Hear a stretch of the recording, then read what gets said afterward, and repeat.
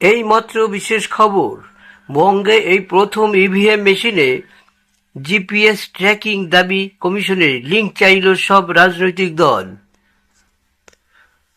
কিছু বিক্ষিপ্ত ঘটনা ছাড়া পশ্চিমবঙ্গে প্রথম দফা নির্বাচন ভীষণ শান্তিপূর্ণ।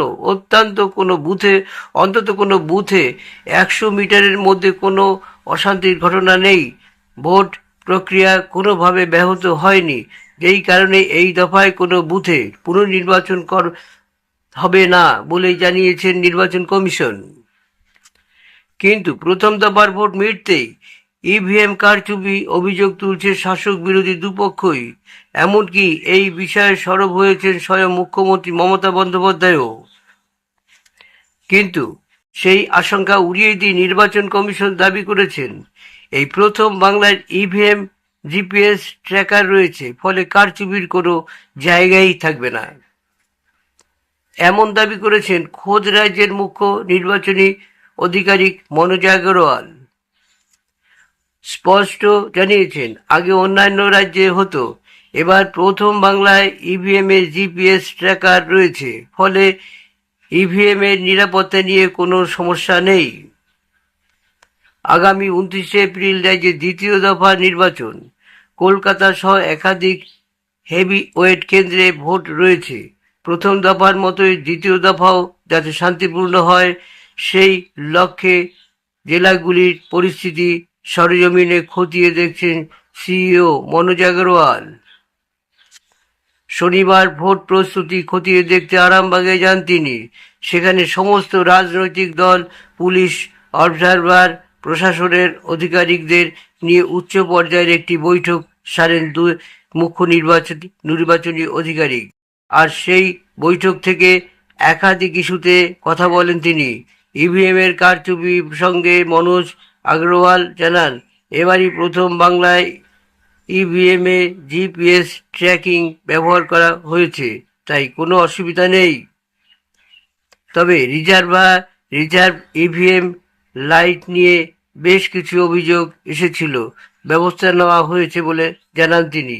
শুধু তাই নয়, নির্বাচন প্রসঙ্গে তিনি জানান, প্রতি মুহূর্তে যা অভিযোগ এসেছে তার ভিডিও ফুটেজ আমরা খতিয়ে দেখেছি, তাতে আমরা সন্তুষ্ট। আর ওই প্রথম দফার কোনো রিপোলের প্রয়োজন হয়নি। মুখ্য নির্বাচন আধিকারিক জানান, আমরা আগেই জানিয়েছিলাম, বুথে কোনো অভিযোগ এলে তার সম্পূর্ণ দায়ভার হবে কেন্দ্রীয় বাহিনী। শুধু তাই নয়, বুথে 100 মিটারের মধ্যে ভোটার ছাড়া কেউ ঢুকতে পারেননি। ক্যামেরা ছিল সব বুথে, ফলে নাগরিকদের ভোট সুরক্ষিত রয়েছে বলে জানিয়েছেন তিনি। তবে জিপিএস এর মাধ্যমে ইভিএমগুলিকে যেভাবে ট্র্যাকিং করা হচ্ছে তার লিঙ্ক শুধুমাত্র কমিশনের কাছেই রয়েছে। অর্থাৎ ইভিএম সংক্রান্ত যাবতীয় তথ্য জিপিএস এর মাধ্যমে শুধুমাত্র কমিশনই নজরদারি করতে পারবেন। আর এই বিষয়টি নিয়েই দাবি জানিয়েছেন সব রাজনৈতিক দল।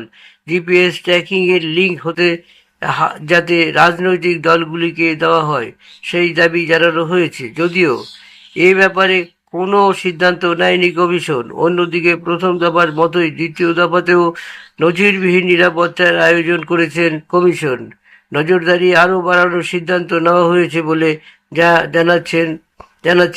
প্রথম দফায় নির্দিষ্ট বুথের বাইরে ও ভিতরে সিসি ক্যামেরা লাগানো হয়েছিল, কিন্তু দ্বিতীয় দফার নির্বাচনে শুধুমাত্র বুথ নয়, বুথের আসা যাওয়ার রাস্তাতেও সিসি ক্যামেরা লাগানো নির্দেশ দেওয়া হয়েছে বলে জানান। এছাড়াও ড্রোনের মাধ্যমে নজরদারি চালানো হবে বলে জানিয়েছেন তিনি। বিশেষ করে ঘনবসতিপূর্ণ এলাকাগুলিতে বেশি করে নজরদারি চালানো হবে। এই দফায় মোট 2,231 কোম্পানি কেন্দ্রীয় বাহিনী মোতায়েন করা হয়েছে। তবে এর মধ্যে সবচেয়ে বেশি কলকাতায় বাহিনী মোতায়েন থাকবে, সবচেয়ে কম আসানসোল, দুর্গাপুর পুলিশ কমিশনারেট বাহিনী মোতায়েন করা হয়েছে। ভোট পরিচালনার কাজে নিযুক্ত করা হবে 142 জন জেনারেল অবজারভার, 95 জন পুলিশ অবজারভারও নিয়োগ করা হয়েছে। এর মধ্যে আসন্ন বিধানসভা নির্বাচনের দ্বিতীয় দফার ভোট গ্রহণ গ্রহণকে কেন্দ্র করে একাধিক জেলায় ভোট কর্মীর তীব্র ঘাটতির বিষয়টি সামনে এসেছে।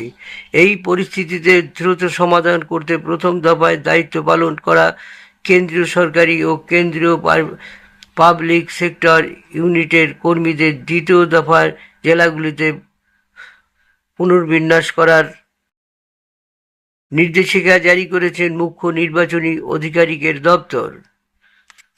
নির্দেশিকায় জানানো হয়েছে, আগামী 29শে এপ্রিল দ্বিতীয় দফার ভোট গ্রহণ নির্বিঘ্নে সম্পন্ন করতে এই পদক্ষেপ নেওয়া হয়েছে। ইতিমধ্যে সংশ্লিষ্ট জেলাগুলির মধ্যে কর্মীদের তথ্য বিনিময় ও নিয়োগপত্র জারির কাজ EMMS সফটওয়্যারের মাধ্যমে সম্পন্ন করতে বলা হয়েছে। পাশাপাশি কর্মীদের বদলি নিয়োগের আগে সংশ্লিষ্ট জেলা প্রশাসনের মাধ্যমে পারস্পরিক আলোচনার নির্দেশও দেওয়া হয়েছে। দ্রুত নিয়োগপত্র জারি করে নির্দিষ্ট জেলায় রিপোর্ট করার নির্দেশ দিতে বলা হয়েছে প্রশাসনের পক্ষ থেকে।